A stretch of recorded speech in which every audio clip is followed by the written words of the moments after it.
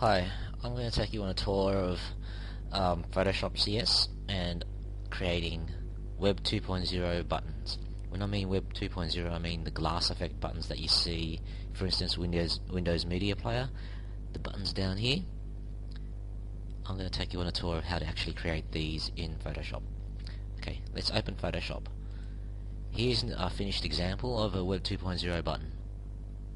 As you notice, the glass effect and the icons. So let's start. Let's close this up and let's start. First, go in File, New.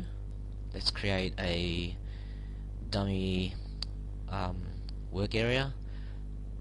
Width 100, height 50 is good enough. Let's just start that. White background, RGB 8-bit, standard out of the box. So now let's expand this work area so that we can see it. First thing to choose is a rounded rectangle for the outline of the button. Just drag it to the size that you want. Now this is just a plain white label button. Now we're going to add some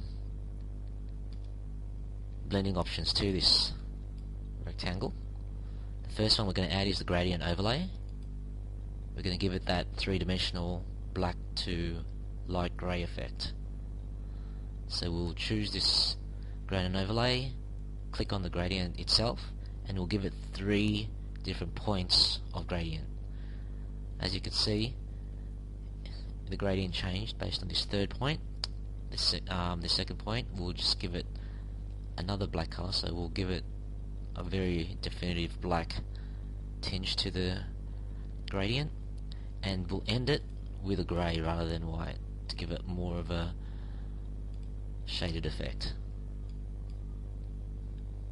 Close that, and we'll give it a lighting effect to give it up. It emphasizes a 3D effect if you give it, and we'll do this via using the inner glow.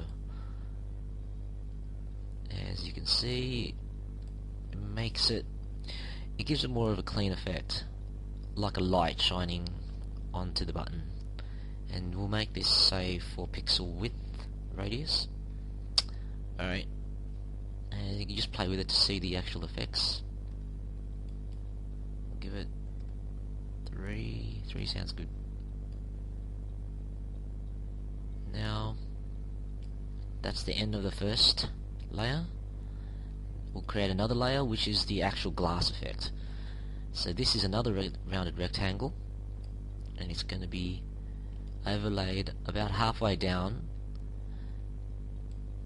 there, and it takes on the defaults of the previous settings of the rounded rectangle. So we'll change this back to no color, and if you had a color, change it back to white. Just something to start with, so that you can work off like a blank slate. So from here, we'll rasterize this glass effect. All we want is the shape, and now we're going to add as you can see, this tool here, we'll add a quick mask to it, and a gradient. And what this does is make it a bit smaller. It allows you to mask out an area for deletion, so that you can give it that glass effect. You'll see what I mean when it's done. And once you're done, just click off the quick mask edit to the standard mode, and you've got this area that's outlined, and just click your delete button, and it deletes in the gradient mode that mask that you've just created. And if you just look at that at 100% resolution, there's your 3D effect.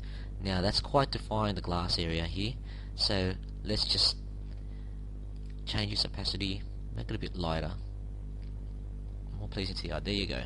So comparing that to the Windows Media glass button, it's quite similar. So let's just quickly add some text to the button just to finish it off. We'll just put play, for instance. There you go. It's using WebDing or a refresh button.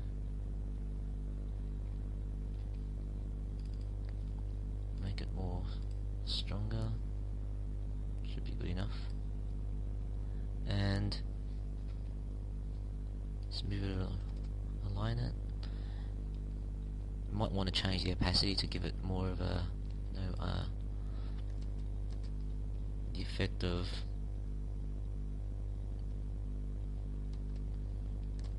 Windows Media Effect.